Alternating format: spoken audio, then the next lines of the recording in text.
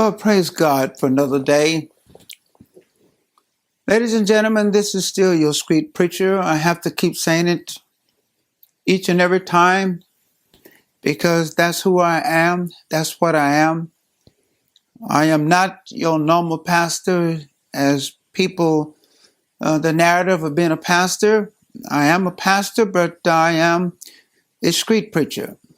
I take notice to where Jesus spent most of his time and the apostles his time, the prophet where they spent their time, and it was in the streets.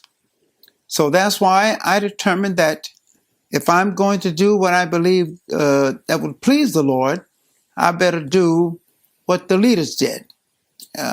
Follow the steps of Jesus, and he spent his time in the streets. And what really moved me to spend my time in the streets as a pastor, the fact that the first time Jesus went into the building, they kicked him out.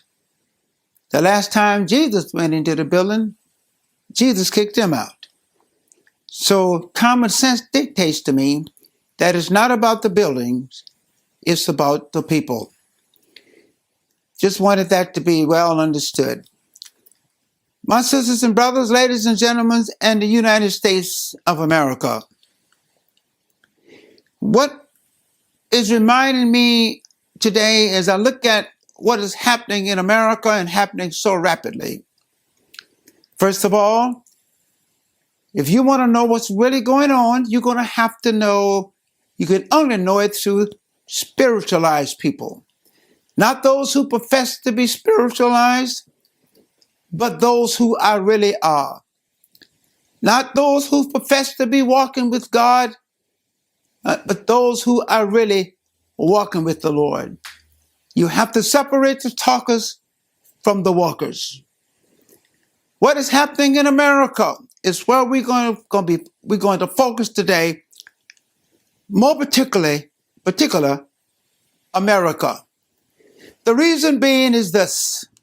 Well, in fact, the world dictates that when God is excluded, morality goes upward.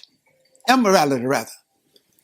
When God is excluded, immorality goes upward. When morals, which comes from God, goes downward, immorality goes upward. I'm going to focus on this topic today. True Christians, buckle up. True Christians, buckle up. Put your belts on. You're going to need it. And I'm talking about your spiritual seatbelt. You're going to need it. I'm going to go down to the Word of God. And I want to say to America, this country was founded, and I can't say it enough, upon the principles of the Lord Jesus Christ, God Almighty.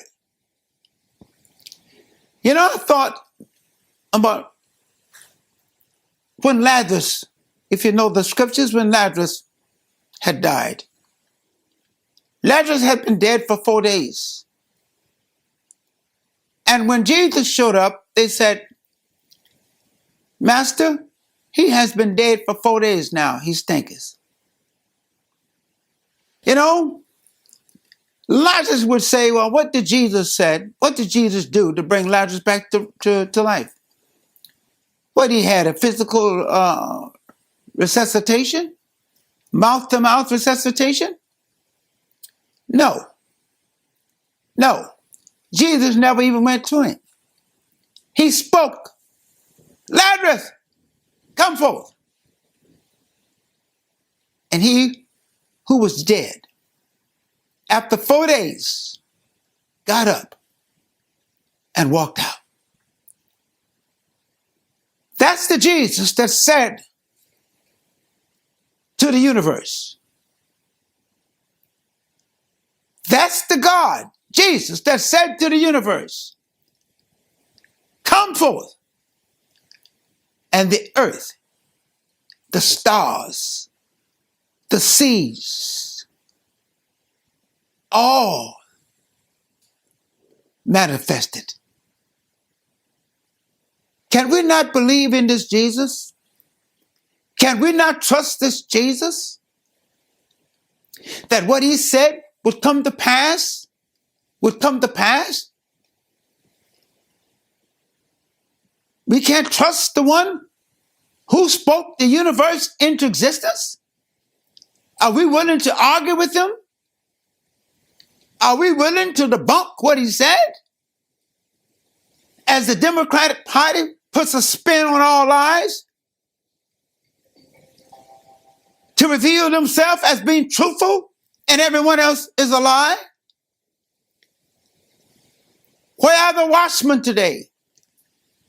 Those spiritual watchmen supposed to be the ones to let the people know what's going on. Ladies and gentlemen, America, what you see going on is not the cause of the problems. What you see up front is not causing the problem. The Bible tells you what is going on. It tells you plainly that we are not enemies of each other. We are not enemies of each other. This is a referendum upon Christ Jesus. Do your history. Do your history. Look at the Nazis. I don't have time to go into the whole history, but you study what they did. Think about it. Think about Adolf Hitler and how he came into power. It's the same thing that's brewing today in America. That same spirit, that same scenario is brewing in America. So it tells you where we're going. Now, who tells us that this time was going to come to pass? Jesus, the creator, the inspirer of the Bible. He the one told us that all these things would be a sign of the end time, a sign of his return to the earth, to change the narrative, to stop the violence, to stop the hatred, to stop the lies, to stop the murdering. He told us what to look for. You know what it reminds me of? What's happening in America today? It reminds me of everyone only owning Cadillacs. The only car they have, Cadillacs. And all Cadillacs, they're having different problems, but everybody having problems with their Cadillacs. But no one will take the time to read the manual. That's what reminds me of this, what's going on in America. The take manual of a Cadillac can tell you what's malfunctioning, but no one will read it. Everyone wants to generate their own scenario, their own solutions, but yet common sense shows that it's not working. It tells me that perhaps you should break out the tech manual of the producer of Cadillac, and perhaps you can solve the problem. At least you can know what's causing the problems. I'm going now to the Word of God that speaks so clearly. What if the Bible tells us what to look for and it didn't happen? Then it would be a lie. It would be full of lies. But the Bible tells us specifically, if you know it, what to look for, why these problems are happening, that we're not fighting against flesh and blood, but we are fighting against people. Demonic powers. Satan. Pushing the powers of darkness. Let me just read to you from Isaiah chapter 5, verses 20 through 21. And I don't see how you can deny that it is right on. It's right on. Isaiah 5 and 20. God says, woe unto them who call evil good. Aren't they doing it today? Aren't they doing it today? You don't see it today? You don't see them calling good evil and lies truth and truth lies? But remember, those in government, Democratic Party, remember, God says, the Creator, the one, Jesus, who spoke the world into existence, who said, every knee gonna bow and every tongue gonna confess that He is God Almighty. That's the book. I'm here. I can confess to you. I read through this Bible every year. I read all the way through. Starts in the book of Genesis through Revelation. And soon as I'm finished, I go back and start again. I'm here to tell you, there are no lies in the Bible. You can trust the Bible. It is the inspired words of Almighty God, the living God, the God of glory, the creator of the heavens and the earth, the maker of mankind. You can trust it. And I'm here to tell you these words. A man that have contacted Jesus Christ. If you don't make Jesus Christ the Savior of you, time will be your greatest enemy. If you do not accept the Lord Jesus Christ as the Lord and Savior of your life, time will be your greatest enemy. I guarantee it. Look what God says. Woe to them who call it evil good. Is it happening now? Is it happening? The same Bible tells you that when the wicked is in power, the poor suffers. God says when the wicked are in power, the poor suffers. There's a lot of suffering going on in America. Why? Because the wicked is in power. It is not because they love you. There's an old saying, he who feeds you is your boss. He who feeds you is your boss. Think about that. Why? Why are these people so hungry for power? Because they want to stay in power. Why do they want to stay in power? So that they can control you. And guess what? This referendum is upon righteousness. Let me go on because I want to get to it now. I want to get to what the Bible says, what God says, and see if you can argue with God. Here we go. Who puts darkness for light?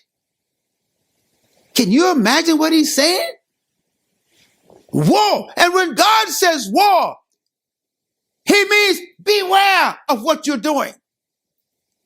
America, beware of what you're doing. This country was known as the city on the hill. Why? Because it was founded based upon the principles, the integrity of Almighty God. Other countries was looking to America for leadership, for moral guidance. And only morals come from the Lord. Morals comes from the Lord. And without him, there isn't any. That's why you see there is no respect for anything now. Bless the Lord. Let me go on. He says, warn to them who put bitter for sweet. That's what's happening now. The Bible said it was going to happen. They're going to start calling darkness light and light darkness. Good is bad and bad is good. You can't deny that's what's going on. All right. 21. Woe unto them who are wise in their own eyes. Forget you, God. Forget you, God. Look how out of control things are. Here you have people because of this vaccine. Some of them. Look at what they're saying.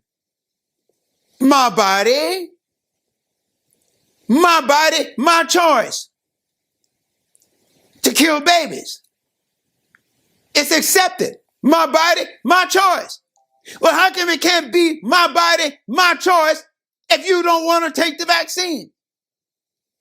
Can't you see what God is saying here? Can't you see how simple it is? All right, let's go on. Woe to them who are wise in their own eyes and prudent in their own sight. Woe to them who are mighty to drink wine and men of strength to mango strong drink, which justify, listen to me, what did they do? They justify the wicked for reward. That's what's happening in America. The wicked being justified, the righteous being condemned, criminals being glorified, and the innocent being victimized. That's exactly what God says would be happening in the last days. It is happening. Look at the other one he said. Look what else. And take away the righteousness of the righteous from them. That's what's going on. That's why I got to go quickly now over to my last one. I'm going over to St. John. I'm going to go to St. John. Now listen quickly. Excuse me, Pastor, when you said the victims are being victimized, you mean the victims being made criminals now? The victims are being made criminals. Victims. The innocent are being victimized and criminalized. Why the wicked being glorified? That's what I meant. Thank you for correcting me on that. All right. Now I'm going to go quickly to St. John, a scripture that everybody quotes all the time. Everybody knows it. But guess what? They don't complete the thought that Jesus made when it comes to John 3:16. That's where I'm going to start. And I'm going to tell you, and so you can see that it's a referendum upon righteous. They want to start. They want to put out the light. Jesus said that. St. John, the 3rd chapter. And let's look at the 16th verse. I want to read it right fast. I want to go all the way through and complete this thought to show you what's really going on. All right? John 3:16. Quoted everywhere. See it on billboards. For God so loved the world that he gave his only begotten son, that whosoever believeth on him should not perish, but shall have everlasting life. But that the world through him might be saved. Listen what he said. For God didn't come to condemn the world, but that the world through him might be saved. But that the world through him might be saved. He says, listen, he who believes on him is not condemned, but he who believes not is condemned already, because he has not believed in the name of the only begotten Son of God. Let me get to the next one. He said, and this is condemnation, that light is coming to the world, and men love darkness more than light because their deeds are evil. For everyone who does evil hates the light. Everyone who does evil hates Christians, true Christians. They are the light. They represent the light of Jesus Christ. That's why I said you better buckle your seatbelt because it's coming. All right, let me move quickly. Neither cometh to the light, lest his deed should be reproved. But he who does the truth comes to the light, that his deed may be manifest, that it is proper in the eyes of God. Oh, how truthful that is. How truthful it is. When you're half full of evil, you don't want anything to do with Christ. Okay. What we need to understand is I just read. Christ didn't come to condemn the world. He came to save the world. But he said, here is the condemnation. Here is the condemnation. So who's doing the condemning? Not God. It's plain, simple, cut and dry. Those who condemn the light, because the light reveals what you up to. The light, if a man is in darkness and he's doing something in darkness, you can't see what he's doing. You can't see the person's intention, what they up to, but you turn on the light, then you can see their evilness. You can see what they was doing that you could not see in darkness. Jesus said that the wicked wants to turn the light out so that they can continue in their wickedness without being accountable for what they're doing in darkness. That's why it's a referendum upon Christ and his representative. That's why I'm saying, church, you better buckle up. You better buckle up. Because if you're going to stand as a light for Jesus Christ, guess what? They are going to do everything in their power to silence you. They want to shut you down. They want to silence the truth. They want to put the light out so that they can continue to do their wickedness without any accountability. Let's face the facts. Now, the question is this: where are the watchmen that God reveals to you what's coming down the pipe? If you call as a watchman, as a person to represent God in these last days, why aren't you speaking out, so-called preachers? Why you not standing like I'm standing? I am willing to stand for the gospel. I fear nothing that they can do to me. You can't do one single thing to me without God's approval. That's why when you know the Lord, you will stand for the Lord. You will stay in his lane. That's why the prophets and apostles, they stood for the Lord. Why? Because they knew the Lord. The Lord was revealed to them. They knew Jesus. That's why they was willing to die for him. And that's me. I will stand for the Lord until the last breath leaves my body, having no fear. I am a watchman to let you know what is coming upon this earth. Jesus Christ is not coming to the earth to join the party. He's coming to shut it down. I say amen. And he will come. All the signs are here that this points to the coming of our Lord. If you like it, give me a thumbs up.